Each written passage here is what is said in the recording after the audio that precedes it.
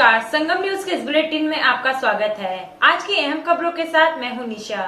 चलते हैं आज की खबरों के सफर में। एक तरफ जहां उत्तर भारत में बाढ़ के कहर से आम आदमी परेशान है, तो वहीं संगम नगरी इलाहाबाद में लोग गंगा जमुना के आई बाढ़ को लेकर खुशियां मना रहे हैं। सुनने में आपको भले ही थोड़ा अजीब लगता हो, लेकिन हकीकत यह है कि यहाँ पर गंगा नदी में बाढ़ का इंतज़ार यहाँ का साधु समाज ही नहीं बल्कि यहाँ के लोग भी करते हैं। साधु संत और आम आदमी सभी ईश्वर से बाढ़ आने की प्रार्थना करते हैं ताकि गंगा का जल का स्तर इतना बढ़े कि गंगा का पानी यहाँ के पौराणिक लेटे हनुमान मंदिर के गर्भगृह तक पहुँच जाए और माँ गंगा अपने पुत्र महाबली हनुमान को स्नान करा दे। बीती रात जब गंगा का जल यहाँ के मंदिर के गर्भगृह में पहुँचा, तब लोगों ने पूजा पाठ और जश्न मनाकर बाढ़ के इस सुखद संयोग का स्वागत किया। इलाहाबाद के संगम तट पर स्थित प्राचीन बड़े हनुमान मंदिर परिसर के गर्भगृह में आज सुबह जैसे ही मां गंगा का जल प्रवेश हुआ, मंदिर की सीढ़ियों में पिछले बरस के इस सुखद संयोग का इंतजार कर रहे साधु संतों और श्रद्धालुओं ने पूजा अर्चना के साथ खुशियां मनानी शुरू कर दी। गंगा और यमुना नदी में बाढ़ लाने के लिए यहाँ पिछले वर्षों से लोग धार्मिक अनुष्ठान और यज्ञ आदि कर रहे थे, जिसका संयोग आज बना। दरअसल बाढ़ के लिए खुशियां मनाने के पीछे इसकी एक पौराणिक मान्यता है, जिसमें कहा गया है कि गंगा जी अपने संकल्पित पुत्र हनुमान को हर साल स्नान कराने खुद उनके पास आती है। त्रिवेणी के तट पर स्थित इस लेटे हनुमान की प्रतिमा तक आकर उनकी मां गंगा के द्वारा अपने जल से स्नान नहीं कराया जाता तो ये शहर के लिए अशुभ माना जाता है। मान्यता ये भी है कि त्रेता युग में जब लंका विजय के बाद हनुमान जी वापस लौट रहे थे, तो इलाहाबाद में संगम किनारे मूर्छित होकर यहीं पर गिर गए थे।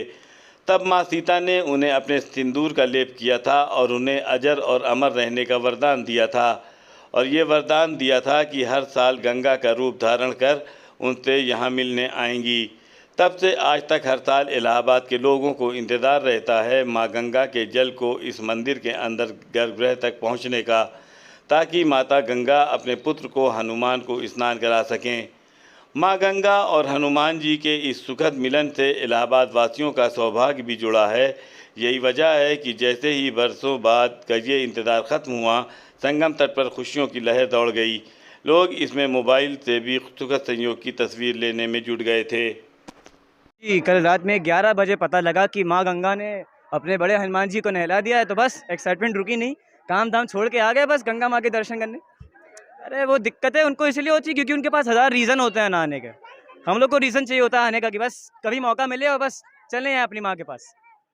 जी, ऐसा कहा जाता है कि हनुमान जी महाराज को गंगा मैया प्रतिवर्ष आकर के स्नान करवाती हैं। ऐसा स्नान कराने का मतलब शुभ होता है। गंगा जी अगर स्नान न कराए तो उस वर्ष समझ लीजिए कुछ न कुछ गड़बड़ है। गंगा जी का स्नान करवाना बहुत ही शुभ माना जाता है। हनुमान जी महाराज को गंगा जी स्वयं स्नान करने के लिए उनके दरबार पर आती हैं, उनको स्नान करवाती हैं। नहीं, बिल्कुल बिल्कुल बिल्कुल बहुत उन्नति देगा। देखिए 2 वर्ष हनुमान जी महाराज गंगा स्नान नहीं किए तो उसकी वजह से हमको कोरोना की वजह से ऐसी जंग लड़नी पड़ी, कितनी इस परेशानी आई, हाहाकार मच गया, सभी लोग मानव संसाधन के लिए बहुत सारी समस्या उत्पन्न हुई। इस वर्ष देखिए हनुमान जी महाराज गंगा स्नान कर चुके हैं, सब कुछ अच्छा होगा। जय जय श्री राम। देश भर में सरकार के द्वारा चलाई गई हर घर तिरंगा की मुहिम में लोगों ने 15 अगस्त को अपने अपने घरों में झंडा फहराया। प्रयागराज में भी लोगों ने आज़ादी के इस जश्न में बढ़ चढ़कर हिस्सा लिया, लेकिन आज़ादी के इस जश्न में मनाने के उत्साह में शहर में जगह जगह तिरंगों के लिए बनाई गई आचार संहिता का उल्लंघन भी देखने को मिला, जिसे हर भारतीय नागरिक को समझना और अमल में लाना जरूरी है ताकि तिरंगे का सम्मान बना रहे। वहीं संगम न्यूज की टीम ने आज प्रयागराज शहर में अलग अलग हिस्सों में तिरंगों के लिए लागू की आचार संहिता की हकीकत जानने की कोशिश की। आइए देखते हैं हमारे रिपोर्टर निखिल चड्ढा की एक्सक्लूसिव रिपोर्ट। इस साल जैसे कि हम सब ने देखा कि सरकार ने काफ़ी मात्रा में राष्ट्रीय झंडे लोगों को बांटे और पब्लिक ने भी 15 अगस्त के आने से पहले ही अपने घरों में झंडा लगाना शुरू कर दिया और धूमधाम से स्वतंत्रता दिवस मनाया।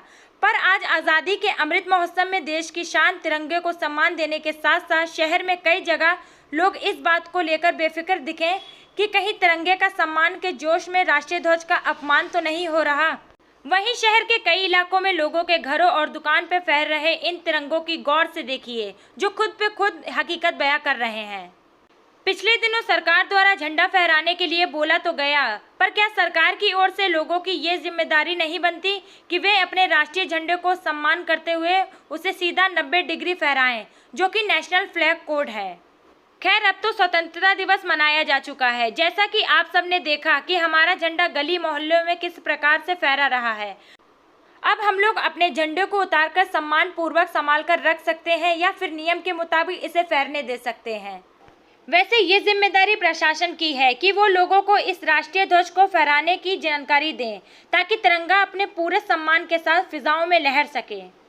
भाई, जब हमारा झंडा ऊंचा होना चाहिए, सबसे कहा गया है कि हमारा तिरंगा सबसे ऊंचा होना चाहिए, तो अगर हम उसको लिटा कर रखते हैं या फिर झुका कर रखते हैं तो ये हमारे झंडे का अपमान तो है ही है भाई। इसमें से दो राय हो नहीं सकती है। जी हाँ, बिल्कुल फहराया। हर साल 15 अगस्त को वो समय से 9 बजे अपने घर पे झंडा हम लोग फहराते हैं। नहीं, झंडा के कोई नियम तो नहीं बताए गए ऐसे, बस यही कि तिरंगा झंडा के लिए जो मुहिम छेड़ी थी लोगों ने लगाया तो है ही है, फिलहाल कि कोई नियम वगैरह नहीं बताए गए। अरे बिल्कुल है, झंडा हमारा कोई झुका है, कहीं कोई कहाँ नाली में पड़ा, कोई गिरा है, उसको पहले लगवाने का तो आपने लगवा दिया, अब लगवाने के साथ आपको उतरवाने का भी तो कुछ सिस्टम बनाना चाहिए ना, कि झंडे का अपमान ना हो।